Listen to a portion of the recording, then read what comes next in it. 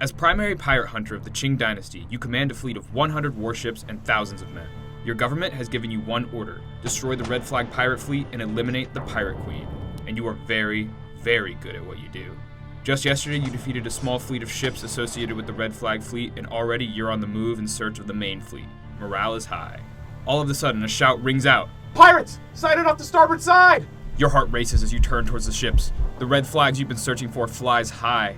Immediately, you begin to ready your fleet for engagement. Your 100-ship fleet moves into formation and readies itself for attack. The enemy is closer now, the red flag on each ship clear in the bright blue sky. But there is a problem. This fleet, it's unlike anything you've ever seen. The entire horizon is a wall of warships, each flying red flags. The number of ships is uncountable, but you estimate there are at least 300. The courage of your men is beginning to falter. What were cheers of celebration and victory just hours ago have turned to wails of fear and defeat. And how can you blame them? In the face of the true might of the Red Flag fleet, you realize how hopeless the war on pirates is, and you command your fleet to retreat. But it's far too late. The defeat is swift and total. The entire 100-ship fleet is decimated, and what was once the feared pirate hunter now lays at the bottom of the sea.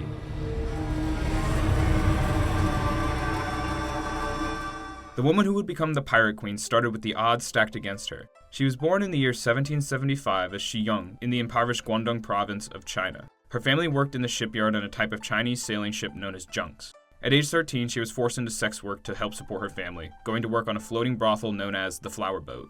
Rather than grovel in her abysmal circumstances, Shi Yong thrived and became known in the region for her beauty, wit, and hospitality. Her reputation brought in several high-profile clients who enjoyed her hospitality and often confided in her with trusted information. Secrets were revealed to her by infamous outlaws and royal courtiers alike. When she was 26, Shi Yong caught the attention of the notorious pirate lord Sheng Yi, also known as Cheng.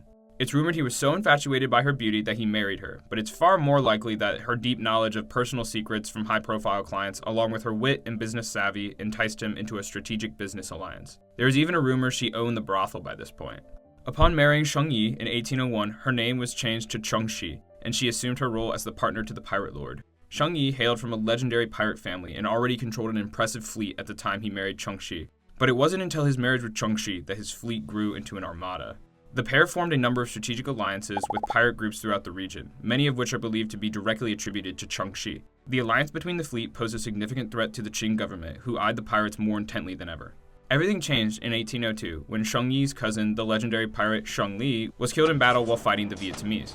At the time of his death, he controlled a massive fleet, which quickly fell to infighting. Sheng struggled to consolidate power over his cousin's fleet, and a vicious power struggle ensued, but it would be short-lived.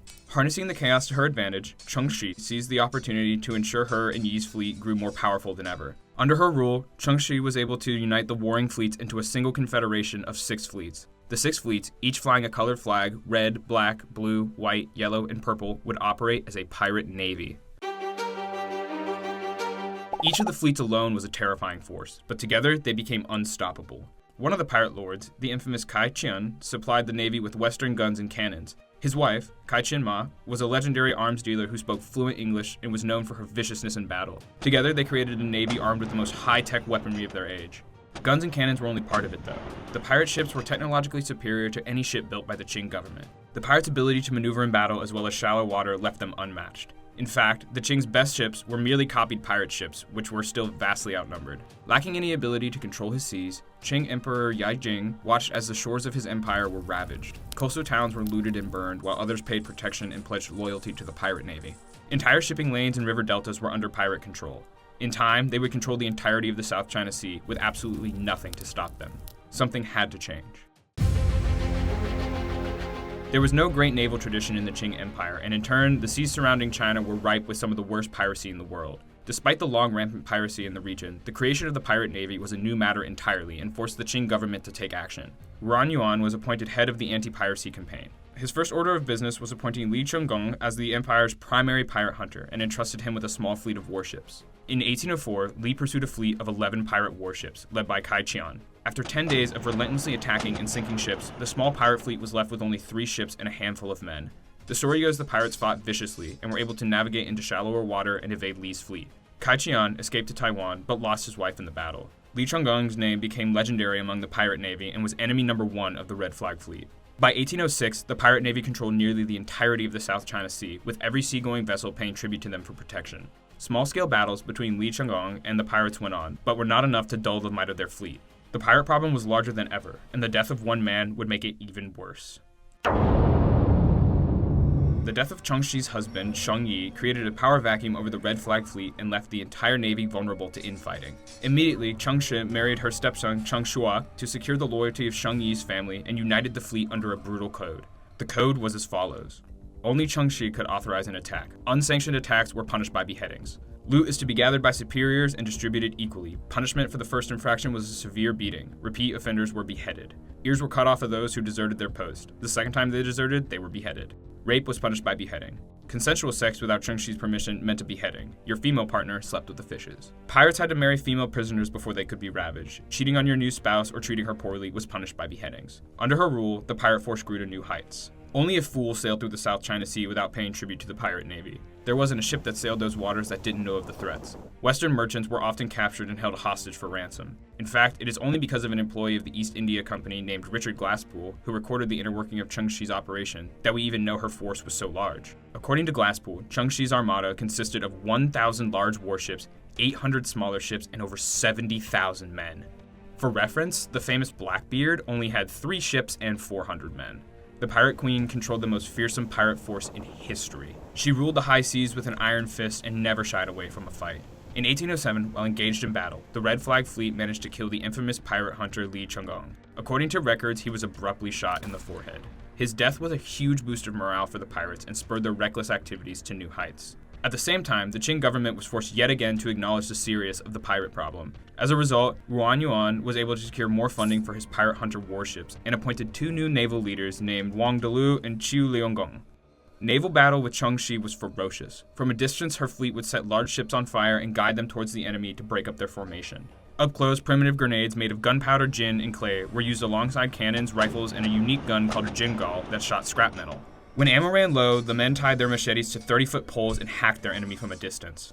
Despite increased efforts to thwart the pirates, the Qing government still struggled to gain even a single victory. In 1808, a large-scale battle off the coast of Hong Kong with the Red Flag fleet left the entire government fleet of 100 ships completely decimated. Left with no other choice, Emperor Yijing swallowed his pride and reached out to the Portuguese and British for help. Because the threat of pirates had grown so large as to disrupt global trade, the Portuguese sided with the emperor and joint efforts to destroy the pirate navy began. The tide began to turn at the end of 1809 in a series of battles in the Pearl River Delta between the Portuguese flotilla led by José Pinto Alcoforado and the Red Flag fleet. The first engagement was on September 15th.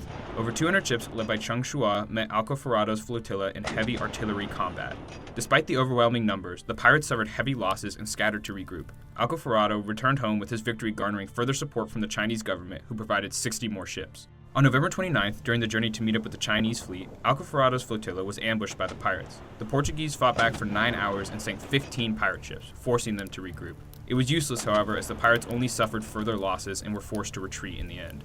Further battles between Alcoforado and the Red Flag fleet only yielded further losses for the pirates. The entirety of the fleet, numbering over 300 ships, moved to meet the Portuguese at Lantau Island for one final battle. But it would not be enough. Or should I say, it would be too much. The pirates had a hard time maneuvering around and minimizing friendly fire due to the sheer number of ships in the area. As a result, the small flotilla was able to target precise areas and eventually force the fleet to scatter. Most pirates retreated into the shallow Hyongsun River, where Portuguese ships couldn't enter due to their larger draught. With the pirate fleet finally cornered, Alcoforado ordered the mouth of the river be blockaded. 2 weeks passed before Alcoforado heard anything. Chengshi and Cheng Shua could see the writing on the wall. The government harassment would only increase until one or both of them was likely killed. Instead of ending up like every other pirate, they came to a deal and sent a message to Alcoforado. Alcoforado, aboard a small dinghy, met the pirate lords on their flagship, surrounded by their pirate crew. Boucher and Shua were very impressed and honored by this display of confidence, which helped to ease the tension during the negotiations. The pirates would agree to surrender. The harassment would never stop, that much was obvious. But no pirate just rolls over and dies. Their conditions? A pardon for them and all 70,000 of their men. The emperor would agree to these terms on the condition the pirate lords and all their men bowed to him. This was problematic, though, as a pirate's honor would never allow them to commit such an act. Instead, Chengshi and Cheng Shua, mother and son in the eyes of the law, negotiated to bow on behalf of their men and requested to have their relationship status dissolved and to be properly married by the emperor. This was deemed acceptable, and after the wedding, the pirate couple turned and bowed to their officiant, as was customary at the end of a wedding, preserving honor on all sides. Only 300 of the pirates were deemed ineligible for pardon. The rest went free and were even allowed to keep their loot. Many went on to become leaders in regional navies or even government officials. Cheng Shua went on to serve in the Imperial Navy, although he was kept away from his previous stomping grounds. Cheng Shi was elevated to a level of aristocracy by order of imperial decree. She was allowed to keep her loot and even a small flotilla of ships for her personal use. With her fortune, she opened a successful gambling house and brothel. She had her first child in 1813 and lived a peaceful life off her plundered wealth. In 1844, at the ripe age of 69, Cheng Shi died in her family cottage surrounded by loved ones. She got to see her son grow up and even became a grandma. Cheng Shi is the most successful pirate in history, not because she had the largest fleet of ships, the most loot taken, or because of pure terror felt by the government. It is because she had all that and was still able to retire to a peaceful life and live to an old age. From extreme poverty to living legend, Cheng Shi is the undisputed pirate queen. Thanks for tuning into Weird Universe. If you like this video and have any ideas for ones you'd want to see, let me know in the comments. Be sure to like and subscribe. It really helps out.